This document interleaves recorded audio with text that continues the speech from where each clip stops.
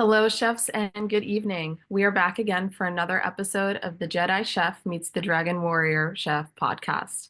I am Noreen, the budding Phoenix chef, here with the Dragon Warrior himself, Chef German Lam, and the young Jedi chef Isaiah Gerrard, and we will be your hosts for today's episode about the importance of transforming your team as a manager.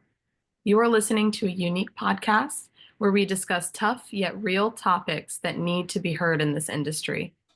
As always, you will hear the truth, real, raw, and unfiltered. Today, we have the honor of chatting with Chef Torrey Winder, or as I know him, Chef T. We have invited him here today to get real about what coming in as a new manager looks like and his experience transforming a team as the CDC. I want to jump right in and let Chef T introduce himself. Chef T, welcome. Thank you, thank you. Appreciate you guys for letting me join in. Quick synopsis with me. I've been a restaurant professional for as long as I can remember. I'm working. I think it's my 32nd year in the industry. I've never held any other positions other than restaurant work. So I appreciate that for everything. You know, we all know it's a tough industry to be in, and to hang in there as long as I have or whatever.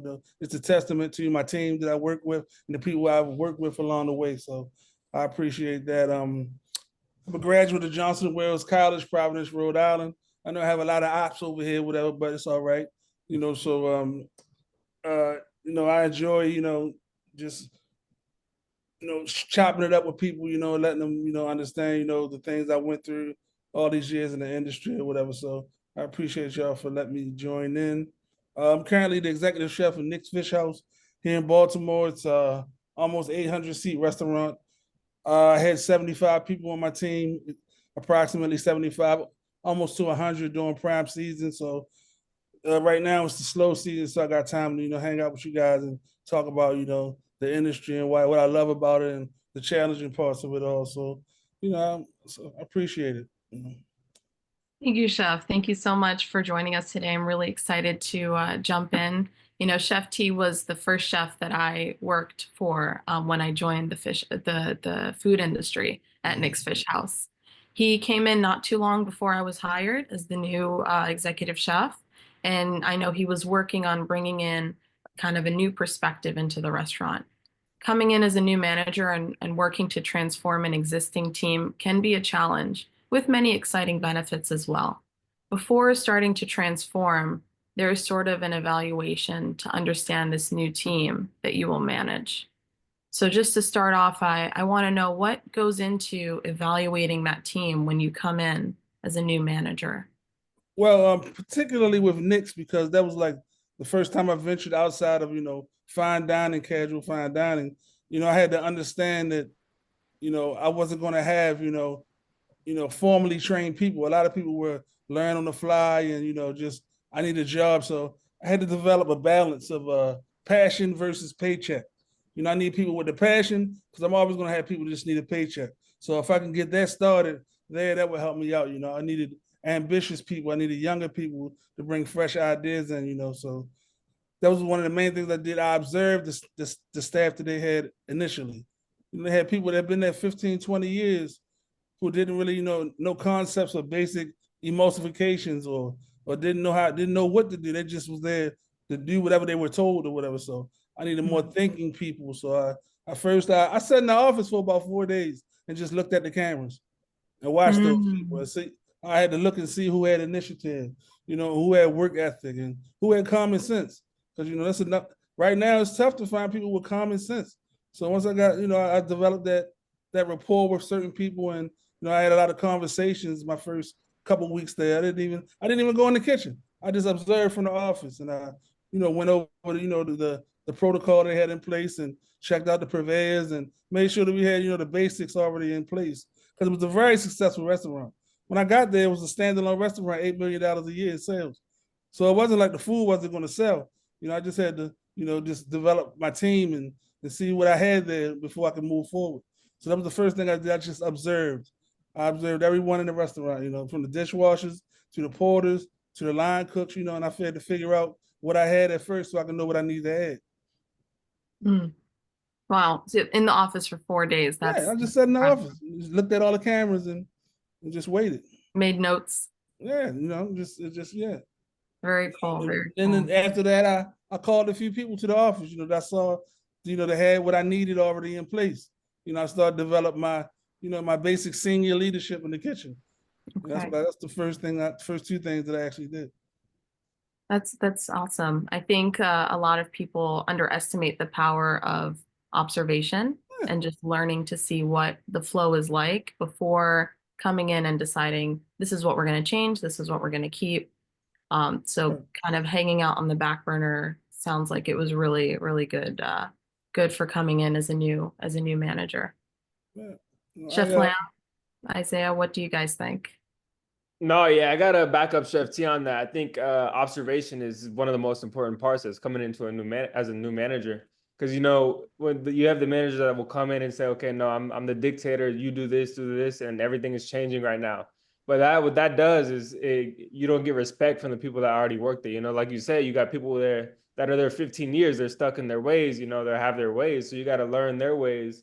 And then you say, "Okay, this is how we need to change it up a little bit." But first, understand what they're doing, because like you said, even though you might be the manager and you might have, higher, more power, they've been there for longer. So I think observing your team, they'll have more respect for you, and kind of be able to relate to your team as well, instead of coming at it from, I'm the new manager, we're going to do this and this.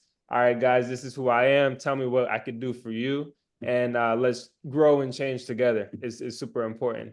And I think, like you said, finding people that are passionate, and like you said, most people in the industry now that I've seen, especially working in Vegas, are here for the paycheck. It's not really people that are passionate anymore that I've seen, at least in Vegas. It's all people that are just here working for the paycheck, going to do the bare minimum and then leave.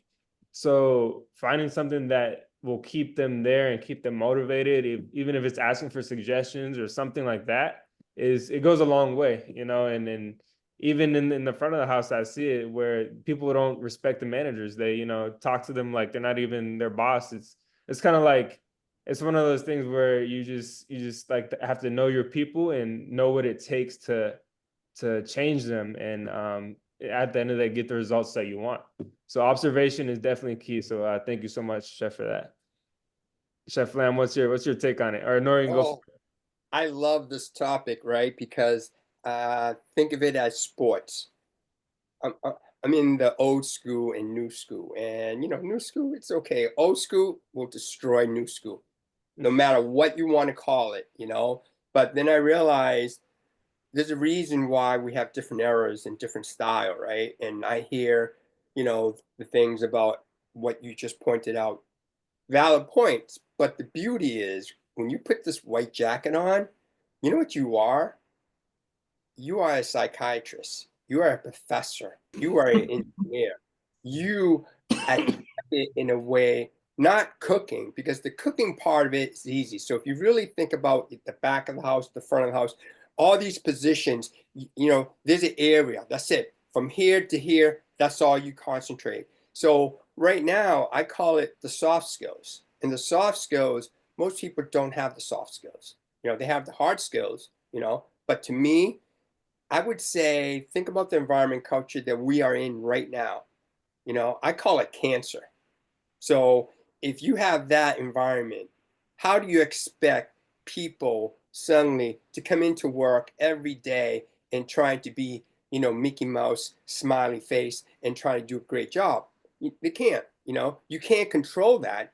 But what we can control, and this is what I love about mentoring, learning to reset the body, mind, spirit, and food. That's all I care about. Because if you put love into these four categories and you have confidence and self esteem, then I know the position that you are meant to be right now, you will be fine. You know what I mean? And so one way, you have to understand physics, you have to understand math, you have to understand science. A human never wants to, have F performance on a daily basis. You think they do because they look. I mean, like I said to you, they're not happy. So you have to bring that out of them, just like the food, right? Food is all about love. So this is how my approach is of teaching the nuance of this era. I love it. I said, bring it on, baby. Let's bring it on. You know what I mean? Because by the time I'm done with you, you're going to go, thank you. Because now you will be a mentor and you will start leading your team. Right. Amazing. Thank you guys. Evaluating your team is not just learning about who they are and how they work, but also learning about their strengths and their weaknesses.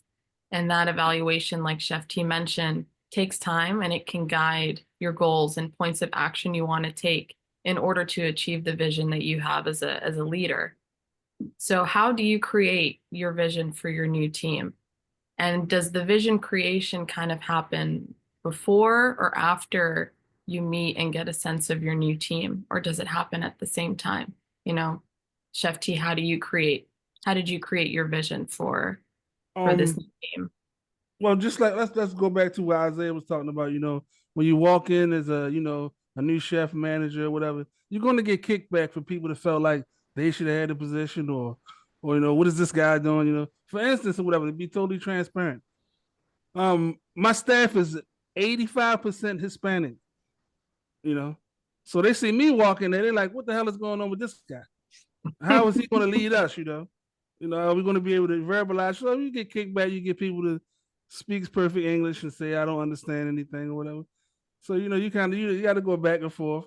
You got to go translate every recipe they've been making for 15 years before you got there. So you're gonna get those people that's gonna give you a little kickback. But I think once you go through a little adversity on a busy Friday night shift, and y'all bang it out and get through it, and they realize that you're on the line with them, you're not here to dictate, you're here to cook right along with them. Because I'm one of them chefs that I don't. I'm the executive chef. I got a lot to do in the office, but I'm on the line when it's time to get busy or whatever. We won't be in the weeds. If we're in the weeds and I'm on the line, then I shouldn't be there, whatever. So I get them out the weeds and kind of work with everybody and let them know I'm in the trenches with y'all. And that develops rapport instantly, especially with a lot of hardworking people. So once they see that you're willing to work hard, then they kind of fall in line to your vision, what you have going on. And then you're trying to let them have a little ownership. Because a lot of times chefs don't, they don't give you ownership. You want to make a special? Let's work on some specials. Just like with you or whatever. I'm like, what we going to do, Noreen? We're going to make some specials. Let's figure out what we got. Let's get a few key components. That makes you feel part of the system and not just, an employee. And a lot of times, people want to be a part of the game and not just on the outside looking in, especially back at the house, we want to be respected, for our work, So I think that helps initially once you get them involved in everything, and let them know that I'm not here to take your job. I'm here to bring you to the next level because I want to give everybody more money, So that's my thing. That's how I do it. I feel like a lot that has come up has been about respect and mutual respect. And that's really important. And I think doesn't get talked about a lot, especially when we're talking about leadership or management. And respect is a two-way street, and remembering that and bringing people in to do different things. I remember I helped create some specials with Chef T, and given that opportunity it felt incredible. I was like, well, this is my first job. Do I really know what I'm doing? No, but I'm here to learn and try different things. And I trusted him to tell me, no, this is right, or this is not right. This is what we're going to change. And that, like Chef T said, immediate rapport. And it was great because it wasn't just rapport between myself and management, but also in the team internally. We worked together on these items. And even till now, so a big point for me is when I see a chef or a sous chef jump on the line when they're needed without hesitation. That's a big thing that I see that immediately demands respect, because you're willing to get your hands dirty with us. You're not just going to leave us, let the ship sink and be like, okay, I'm going to the office. It's like, really, right now? Like, we're crashing here. So I really, really respect that. And that's how you really build a base for getting that vision. Chef Lam, Isaiah, what's your take on this? Yeah, I gotta say, one of the key points that I liked that you said is people want to be seen. People, your cooks, they want to know that their voice is important too. So when you go to them for, like you said, a special or something, it shows that you care. It shows that you care about their opinion, and it's not just following a recipe. Because in the kitchen, when I was in the kitchen, I know it's kind of, you're doing the same thing pretty much every day. You're making the same food. It becomes consistent, which is good, but people could also become complacent. And when they become complacent, that's the dangerous part. You know, they just stop caring. You know, they're like, oh, whatever. So when you take the time to notice them and say, hey, we need a special for this week, what can you come up with? And then say, okay, this is good. This is what we could change. And you know, just give them compliments and constructive criticism. It helps. It shows that you care, and it shows that you see them, and it shows that they're important to your team. And that's one of the biggest things. And this industry is tough. You know, people don't make a lot of money in this industry, especially as cooks, but we don't do it for the money. We do it because we love it, and we do it because for the passion, you know? So that's one of the biggest things. And also I like what you said, like Noreen said, being on the line with them, you know, when it gets busy, jumping in the line, okay, let me help you out here. Let me help you out here. Instead of yelling, instead of screaming, instead of, you know, cursing them out. You know, I've been cursed out so many times in the kitchen, but if the chef would have just said, okay, let me help you through this. Let's get through this. Let's see what we can do. And then at the end of the night, pull me to the side. Okay, this is what we could do better. It makes a difference. Instead of getting in there, yelled at, then your mind gets all messed up. You get startled. So I think that's one of the biggest things is being there with your people and addressing things at an appropriate time is also super important. So that's kind of my key takeaways from that. And as far as the vision goes, I would say setting a vision. I haven't been a manager yet, but in the future, I would say having an idea of what you want to do before you get in. And then, like we talked about before, observing. And then you might have to modify the vision based on the team that you have and you know, the people that you work with, because you don't want to get in and fire a whole bunch of people. And then, you know, you want to, my perspective is change the culture instead of get rid of people and replace them. If your people are good, just change the culture in the place, and then, you know, their vision can come to fruition. So that's my take on it. Yeah, absolutely. The manager really sets the tone when they walk in, how they talk to people, how they talk to other managers, what's respectable and acceptable behavior and conversation, what's not. That's really important as well. Chef Lam, what's your take? Oh, I love this because there are two brands that I have worked, and they are the #1 brand in the world, and they know how to make this, and they know how to develop people, and they have a system. McDonald's and the Ritz-Carlton Hotel. So when I hear everything that you're talking about, people react to the system that they're in. You know what I mean? And you know when someone's placing an order and that machine's going like this, da, da, da, da, da, da, da, da, da, you're like, how the heck do you expect the team to actually embrace all those orders, you know? So you have to come up with a system to place your team in a position where they're like this. They're like water. They're calm. They're collect, you know? So to me, you know, it's not the cooking part. And that's something that I have observed during my, you know, my journey in the culinary world. It's like food, it's on the bottom. Do you have the system in place that is safe, is respectful, and is sanitized? And it's one thing, is it professional? You know, you have those pillars lined up, everything falls in place, because now the next person is a great standard to the next person, you know? So it's a domino effect, you know, because now you create strength within the team by just knowing that I'm able to hold the station, you know? And that's what business do, right? They think about the worst scenario that could actually happen.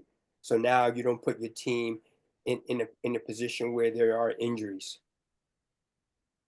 That's right. Absolutely. Wow. Thank you guys for your responses. You know, setting a vision is incredibly important, that evaluation and vision, whether it's as a leader of a team or for your own individual goals. As you work to create change, not everyone is going to easily accept new systems, new perspectives, new recipes, especially if things have been done a certain way for a very long time.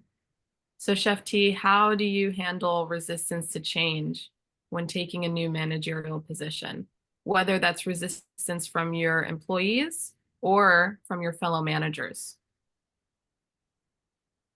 Like a lot, like going back to the whole rapport thing, you know, you got, you know, people, everyone has a different personality, you know, and I'll admit sometimes my personality can be a bit abrasive. So, you know, I gotta kind of give, I gotta give those those people a little, a little leeway, and because coming in, everybody thinks they're doing everything the right way. My thing is, I wouldn't be here if everything was already being done correctly. Everything would be the same. So I would kind of get on sometimes a beer, a little conversation at the end of the night can smooth over a lot of things with management, but with staff, a lot of times, you're going to have those people that want to rock the boat, and sometimes you have to make the hard decision.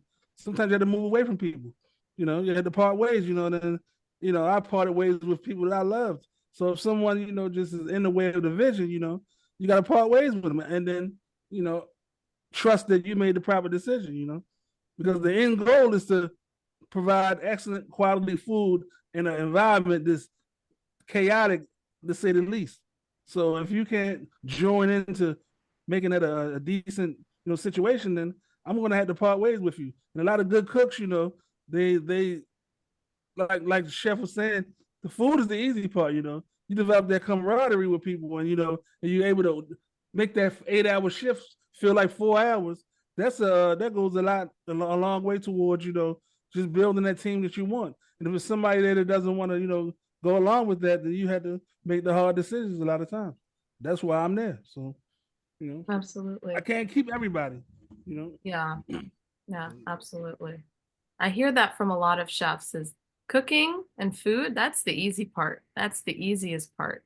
Everything else is what's really, really difficult. Isaiah and Chef Lam, what do you think? How do you handle resistance to change when we're enacting a new vision? Yeah, I mean, there's quite a few ways to do this, but I guess most recent example I could use is at my job. There's the GM that just left, and currently we have no GM. So the assistant manager and the AGM are kind of in control and in charge. And under the past GM, it was a little loose. So everybody's kind of stuck and doing whatever they want to do. Kind of just doing their 8 hours and dipping. Just doing the bare minimum. And the other day, our assistant manager got kind of yelled at by the top guy of the hotel and casino and said the bars are being left dirty, the restaurant's not being set properly. So my manager came to me and he said, hey, look, the bars are being left dirty and this and that. So the other day, I brought my manager over. I'm like, look how your bartenders are leaving the bar. They're not properly cleaning up. This is a mess. Ice is still in here. Soaps is a disaster. So he was like, okay, thank you for bringing it to my attention. So he took pictures of everything. And the next day he called the bartenders over and he said, hey, look, this is how you're leaving the bar. This is your workspace. This is your office. You should have pride in this. You come here every day. In order to make money, you have to be set up properly. You have to be, your station has to be clean. It has to be perfect. Look where you work. You're at the Bellagio in the middle of Las Vegas, in the middle of the fountains, at the best restaurant, basically at all the casinos. Like, take pride in what you do. So you could see the look in their face when he said that. They're like, oh, well, they kind of look disappointed in a way. And then, but ever since that day, it was like 2 days ago, ever since that day, the bars have looked tip-top shape. So I think just reminding your employees, okay, look at where you get to work. Instead of saying, I got to come to work, you got to say, look, I get to come to work. You know what I mean? I get to work here. So reminding them of that, I think showing them that the value of where they are and just having them take pride in what they do, reminding them is super important. And telling them in a calm way, and not, because he could have written them up, he could have yelled at them, he could have screamed at them, but instead he's like, look at it this way, like, this is where you work, take pride in it. And this is what I noticed. And I think that helped deal with what could have arisen a bigger problem if we would have handled it a different way. So that's my kind of view on it. Yeah, quality communication and direct communication with patience and empathy can go really far, really far. And I think not just at work, but any kind of relationship, interpersonal relationship, you go to the store, anything, just honest, direct communication goes very far. And I think people forget that in the modern age. And a conversation, just have a conversation, just be honest, level with each other, say it how it is. How are we going to fix this together and move forward? I like that. Chef Lam, what's your spin? Well, we're in the industry, show and tell every second of the day. Show and tell every second of the day. Because most people, guess what? You could say education, not education, but then it comes back when Chef T said about common sense, right? And like I always say, professional, sanitation, respect, and safety. And if you create these four pillars, I did not create. I did not say, hey, you know what? These are the four things that you are going to do for the rest of your life. These are your standard ethics in business, in life, in community, in learning. And I just realized that in sports, oh my God, think about sports. Yeah, there's a reason why, a lot of players get cut. They could be talented, they could be this, they could be that, but they don't have that DNA of what that recipe is talking about the team, So once they wake up, they realize, damn, I had love right in front of me, and I just had a bad attitude, and and then became a brat. And I said, okay, no, I'm leaving. Then guess what happens? Once you do that, you're done, because there's no person in your life journey that it's going to really clean you up. Not clean you up, but the position. That's the beauty when you work in a place. They have a standard, and now you're just saying, hey guys, this is how we communicate to each other, and we do it in a way that is respectful. So to me, the beauty is show and tell every day. Absolutely. We share just a little story to be transparent. Recently, in the resort that I'm working now, we had a couple of new cooks come in, and one of them, unfortunately, just did not have a good attitude, was not respectful, was creating, toxic arguments in the middle of service, on the line, on the phone, all of this stuff. And um, oh yeah, I see Chef T's face on the phone. I know I hate that too. I can't stand it. After a couple of incidents, management was really, trying to get them to have that better attitude, to have the better communication, but they were just too resistant. And like Chef T said, you can't keep everyone. You can't. You want to help them, but if they don't want to help themselves, I'm so sorry, you don't fit into the culture that we have here. And that was really good for the rest of the team, because we don't want to feel like we're in an unsafe, disrespectful environment that's not professional. So that was very that adds even more rapport. We trust our managers even more because they care about how we feel at work. Are we safe? Are we being treated with respect? Do we have a positive culture? So that's something that I've seen and I really admire and respect. Now, working through all this resistance and challenges that may arise brings you closer to your vision and your goal set. Every challenge is an opportunity. But with these challenges, there are always bright spots coming in as a new manager. So in the last 5 minutes that we have here, I want to know, what is the most rewarding part of coming in to manage a new team? There's lots of challenges, but there's always rewards. What do you think, Chef T? It's a lot of rewards, like you said.